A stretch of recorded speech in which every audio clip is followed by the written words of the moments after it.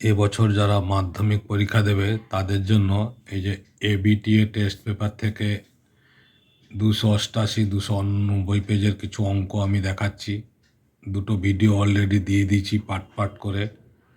এই যে 24-25 মানে 25-এ যারা পরীক্ষা দেবে 8 পর্যন্ত দিয়েছি। 9-এর যে অঙ্কগুলো আছে, প্রথমে 9-এ উপপাদ্য আছে।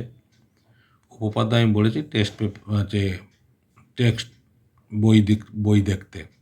প্রথম যে উপপাদ্যটা ছিল সেটা হচ্ছে যে ব্যাস নয় এরূপ কোনো জ্যায়ের উপর বৃত্তের কেন্দ্র থেকে লম্ব অঙ্কন করা হলে ওই লম্ব জ্যাটিকে সমদ্বিখণ্ডিত করে। তার মানে এই যে উপপাদ্য 32 ছিল, পেজ নাম্বার দেখবে 59 পেজে ওই উপপাদ্যটা আছে।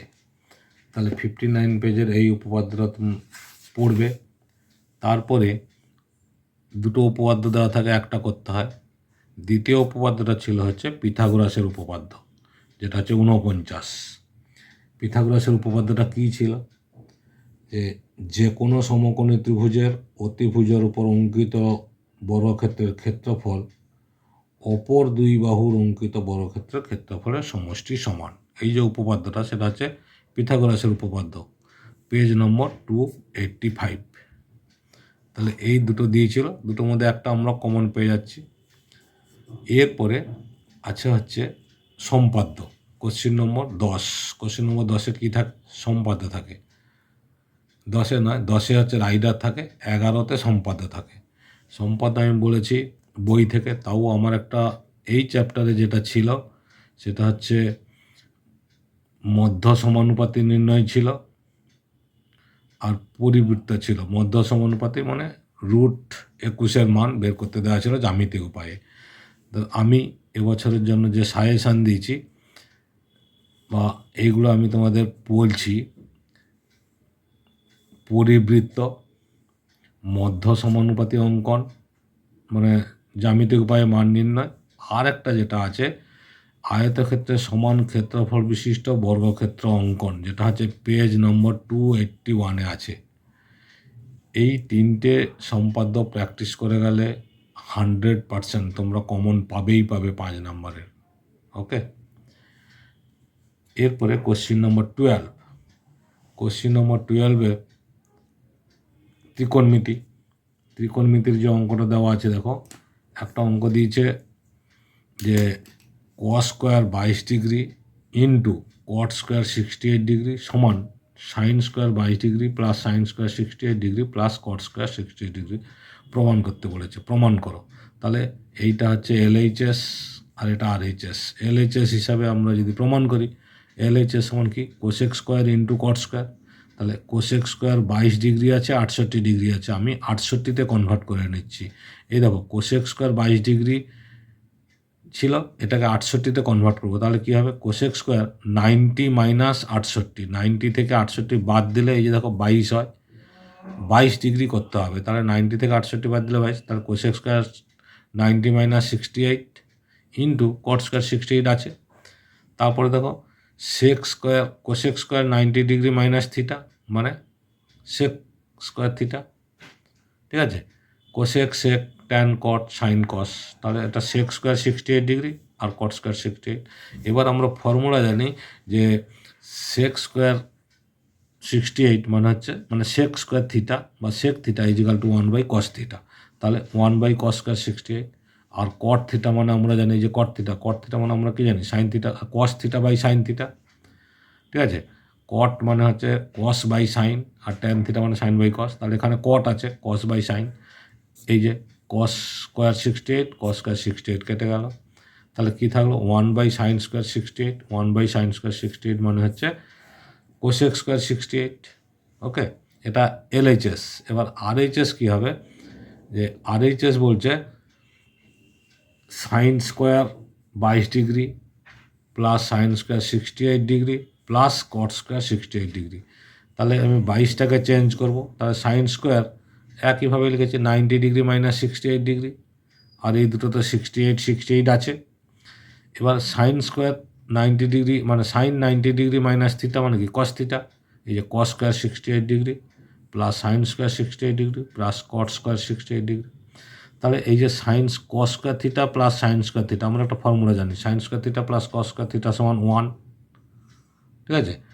আর কট স্কয়ার থিটা ছিল প্লাস এই যে কস square by sine square theta.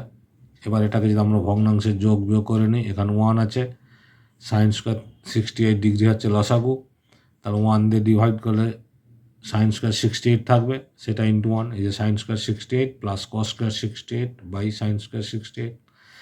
এবার 1 বাই সাইন স্কয়ার, কেন 1 লিখলাম, এই যে sine square theta plus cos square theta সমান 1, এটা তো আমরা ফর্মুলা জানি। তাহলে 1 বাই সাইন স্কয়ার 68 ডিগ্রি সমান কী হবে, কোসেক স্কয়ার 68 ডিগ্রি, এখানেও ছিল দেখো কোসেক স্কয়ার 68 ডিগ্রি।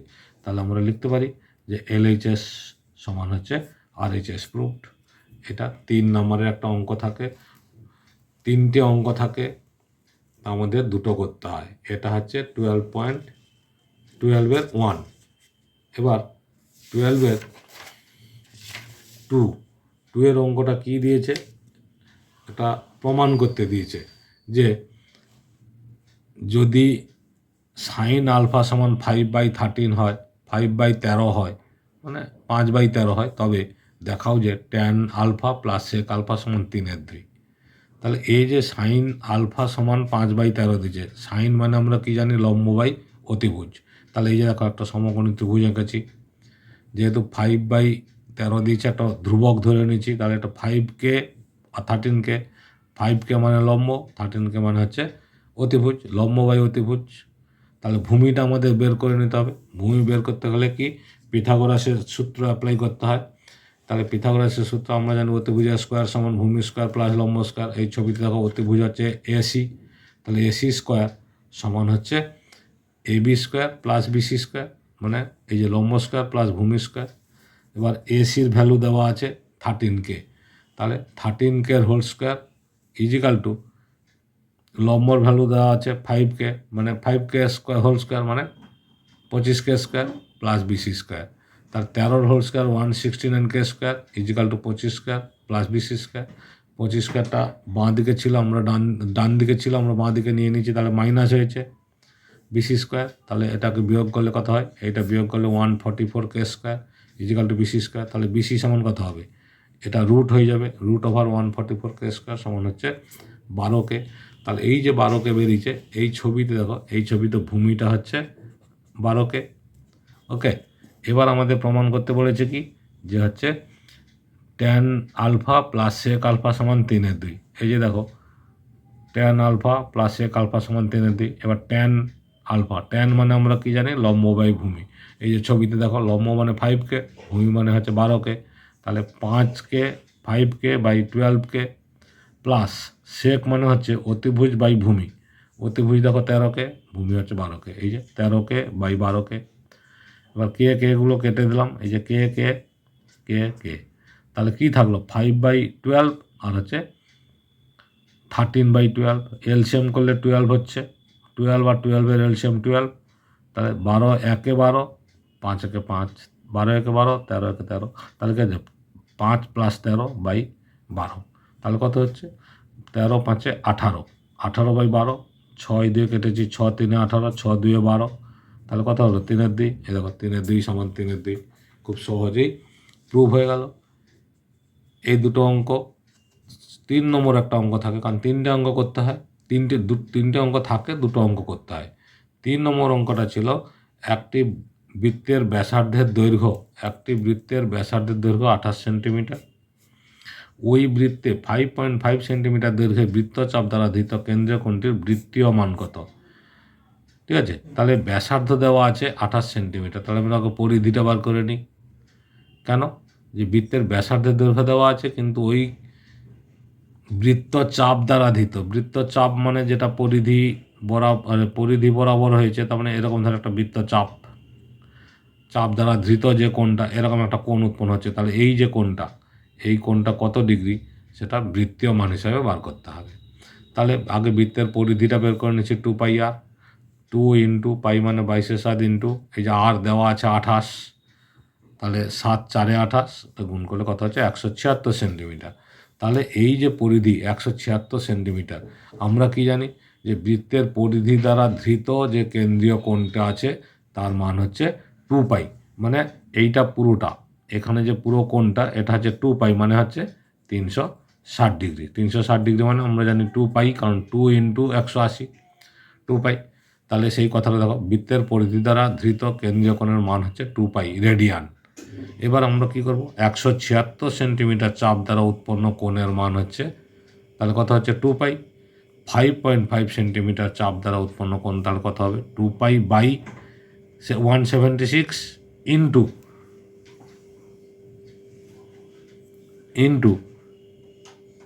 5.5, এই যে 5.5 সেন্টিমিটার। তাহলে কী হচ্ছে, এবার আমরা কাটাকুটি করব, দেখো দশমিক তুলে দিলাম, 10, 5 11 55, 5 দুগুণে 10, ঠিক আছে, 5 দুগুণে 10, 5 11 55। আবার এই যে 2, এই যে 2 কেটে দিলাম, আবার 11 দিয়ে এটা কাটছি, 11 1 11, 11 6 66। তাহলে কত থাকলো, উপরে থাকছে পাই, নিচে হচ্ছে 16, পাই বাই 16 রেডিয়ান। তাহলে এরকম 3টে অঙ্ক দেওয়া থাকবে, তোমাদের 2টো করতে হবে। আমি 3টেই দেখিয়ে দিলাম, আশা করছি তোমরা প্র্যাকটিস করে যাবে, তাহলে কিন্তু নিশ্চয়ই পেরে যাবে। ওকে, নেক্সট হচ্ছে কোশ্চিন নম্বর, এটা 12 কমপ্লিট হলো।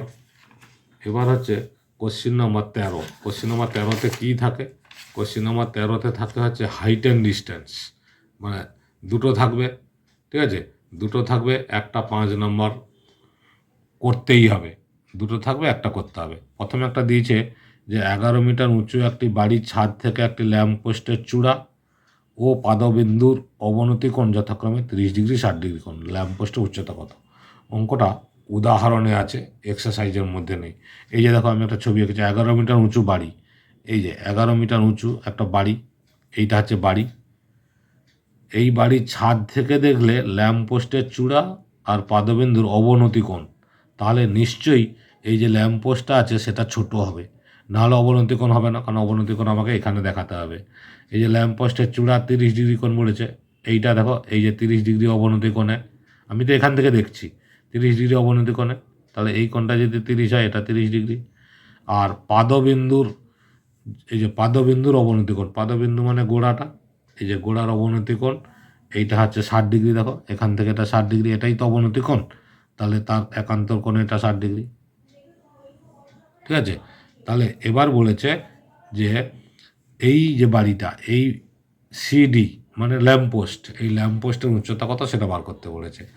তাহলে এখানে দেখো, দুটো ত্রিভুজ দেখতে পাচ্ছি আমরা, একটা এ বি ডি ত্রিভুজ, এ বি ডি ত্রিভুজের লম্বটা দেওয়া আছে, ভূমিটা দেওয়া নেই, ভূমিটাকে আমরা ওয়াই ধরেছি, ঠিক আছে। তার মানে বি ডি ভূমি, ভূমিকে আমরা ওয়াই ধরেছি, আর এ বি লম্ব, লম্বটাকে 11 মিটার তো দেওয়াই আছে, 11 মিটার, ঠিক আছে।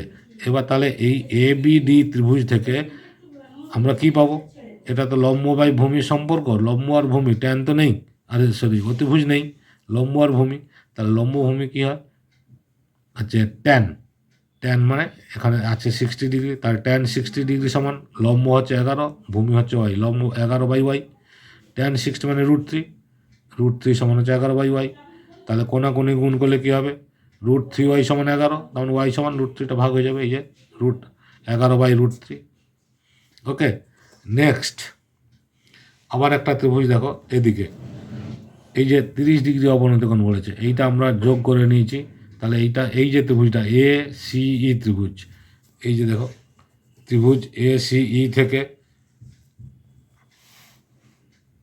এই যে ত্রিভুজ এ সি ই থেকে আমরা পাচ্ছি ট্যান 30 ডিগ্রি বলেছে, ট্যান 30 ডিগ্রি সমান লম্ব বাই লম্ব মানে এইচ, এই এ ইটাকে আমরা ধরে নিচ্ছি এখানে, এ ই সমান হচ্ছে এইচ, এটা হচ্ছে লম্ব, আর ভূমি সমান, ভূমিটা তো ইসি, ইসি সমান হচ্ছে ওয়াই, সমান হচ্ছে 11 বাই √3 মিটার, ঠিক আছে। তাহলে লম্ব বাই অতিভুজ, লম্ব বাই ভূমি মানে ভূমির মান হচ্ছে 11√30, তাহলে ট্যান 30-র মান হচ্ছে 1 বাই √3, লম্ব বাই অতিভুজ। এবার কোনাকুনি গুণ করো, এই যে √3h is equal two 1 into 11 by √3, ঠিক আছে। তাহলে এইচ সমান কী হবে, এই যে 11/√3 ছিল, এই সমান এই 3টা এসে নিচে ভাগ হবে, √3 × √3, তাহলে কত হলো 11/3 মিটার। তাহলে এই যে 11/3 মিটার কোনটা পেলাম আমরা, এই যে উচ্চতাটা এইচটা, এটাই হচ্ছে 11/3 মিটার। তাহলে এবার এই জায়গা থেকে দেখো, এটা পুরোটা ছিল 11 মিটার বাড়িটা, আর এখানে ছিল ল্যাম্পপোস্টটা, তাহলে নিশ্চয়ই এইখান থেকে এটা যদি হয়, তাহলে এই 11/3টা হচ্ছে বেশি দেওয়া ছিল, তাহলে পুরোটা 11 থেকে 11 - 3 মাইনাস করে দিলে কী হবে, ল্যাম্পপোস্টের উচ্চতা বেরোবে। তাহলে দেখো আমি বিয়োগ করেছি, ল্যাম্পপোস্টের উচ্চতা সমান, উচ্চতা মানে ছবিতে দেখো সিডি, এই যে ল্যাম্পপোস্টটা কী ছিল, সিডি, এই সিডি বের করতে হবে। তাহলে এই যে সিডি মানে পুরোটা 11, 11 - 11/3, তাহলে কত হচ্ছে 11 × 3 33/11, 33 - 11/3, লসাগু 3, তাহলে কত হচ্ছে 22/3। তার মানে এ দেখো 7.13 মিটার, এটাই হচ্ছে উত্তর। ঠিক আছে, তাহলে ল্যাম্পপোস্টের উচ্চতা 7.13 মিটার আর বাড়ির উচ্চতা ছিল 11 মিটার। তার মানে এখানে ল্যাম্পপোস্টটা হচ্ছে ছোট, যেহেতু আমরা অবনতি কোণে দেখেছি। আর এরকম এই অঙ্কটা সাধারণ দেখবে উদাহরণে আছে। ঠিক আছে, একটা উদাহরণ থেকে দিয়েছে আর একটা বই থেকে দিয়েছে। দেখো এই যে বই থেকে একটা অঙ্ক দিয়েছে যে উড়োজাহাজটা এখানে আছে, উড়োজাহাজের এক যাত্রী কোনো এক সময় তার এক পাশে হাওড়া স্টেশন, ঠিক অপর পাশে শহীদ মিনার দেখতে পেল।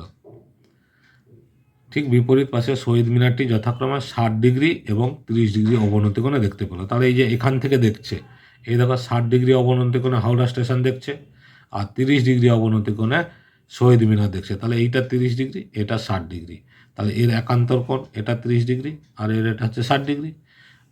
আর বলেছে ওই সময় উড়োজাহাজটি 545 মিটার উঁচু দিয়ে যাচ্ছিল। তার মানে এই লম্বটা হচ্ছে 550 মানে এটাই হচ্ছে লম্ব। এবার তাহলে হাওড়া স্টেশন আর শহীদ মিনারের দূরত্ব, মানে এই এস থেকে এই পর্যন্ত, এস থেকে এইচ, এই দূরত্বটা কত বার করতে বলেছে। এই দূরত্বটা কত আমরা কি করে বার করব, এখানে দুটো সমকোণী ত্রিভুজ আছে, এই একটা সমকোণী ত্রিভুজ, এর পাশে একটা সমকোণী ত্রিভুজ, একটা এক্স আর একটা ওয়াই ধরে নিয়েছি। এবার দেখো যখন আমরা এই যে ত্রিভুজটা ধরবো এএসপি ত্রিভুজ, তখন এখানে লম্ব হচ্ছে এইটা হচ্ছে, আর ভূমিটা আমরা ধরে নিয়েছি কিছু এক্স, তার মানে লম্ব ভূমি মানে ট্যান। তাহলে লম্ব বাই ভূমি, এই দেখো ট্যান 30 ডিগ্রি সমান 545 মানে লম্ব বাই ভূমি হচ্ছে এক্স, তাহলে ট্যান 30 ডিগ্রি মানে 1/√3 সমান 545 এবার কোনাকুনি গুণ করা, এক্স ইন্টু 1 মানে এক্স, আর 545 × √3, তাহলে √3 গুণ করলে কত হয় 3, 545 × 3, 3 × 5 = 15, 3 × 4 = 12, 13, 1, 3 × 5 = 15, 16, তাহলে 1635 মিটার এক্স বেরোলো, মানে এখান থেকে এইটুকু বেরোলো 1635 মিটার, এইটা হচ্ছে 1635 মিটার। তারপরে ওপাশে ওয়াই, তার মানে এটা কি ট্যান, এখানেও লম্ব আর ভূমিটাকে ওয়াই ধরে নিয়েছি, লম্ব বাই ভূমি মানে ট্যান 60 ডিগ্রি। ত্রিভুজটা কি এ এইচ পি, এই যে দেখো এরপরেই এই যে এ এইচ পি ত্রিভুজ থেকে ট্যান 60 ডিগ্রি সমান, এই যে লম্ব 545 √3 by y, tan 30 degree 60 degree মান হচ্ছে √3, কোনাকুনি গুণ করলে কী হয় √3y সমান 545 √3 ইন্টু 1 মানে 545 √3, তাহলে ওয়াই সমান কী হবে, এই √3টা সে পাশে ভাগ হয়ে যাবে, √3 কেটে গেল, তাহলে কত থাকলো 545 মিটার হলো। তাহলে এক্স আর ওয়াই, তাহলে মোট দূরত্বটা কত, এক্স প্লাস, এই যে ছবিতে দেখো মোট দূরত্বটা হচ্ছে এক্স প্লাস ওয়াই, এটা এক্স ধরেছি এটা ওয়াই ধরেছি, এক্স প্লাস ওয়াই মোট দূরত্ব এটা। তাহলে এক্সের মান বেরিয়েছে 1635 মিটার আর ওয়াইয়ের মান বেরিয়েছে 545 মিটার। তাহলে যোগ করলে 5 5 10 0 হাতে 1, 4 3 7 1 8, 6 5 11 1 হাতে 1, 1 1 2, তাহলে 2180 মিটার। ঠিক আছে, এটাই হচ্ছে উত্তর। তাহলে আশা করছি বুঝতে পেরেছ। ভালো লাগলে লাইক কমেন্ট শেয়ার সাবস্ক্রাইব করো, অল বাটনে ক্লিক করে রাখো, তাহলে কিন্তু সমস্ত ভিডিও তোমরা পাবে। টেস্ট পেপার থেকে আরও অনেক অঙ্ক আমি দেব। এরপরে এই যে পর্ষদের টেস্ট পেপার বেরিয়েছে সরকার থেকে, সেইটার অঙ্কও কিন্তু আমি নেক্সট ভিডিওতে দেবো। তোমরা সাবস্ক্রাইব করে রাখো, অবশ্যই করে রাখো, তাহলে কিন্তু সবটা পাবে।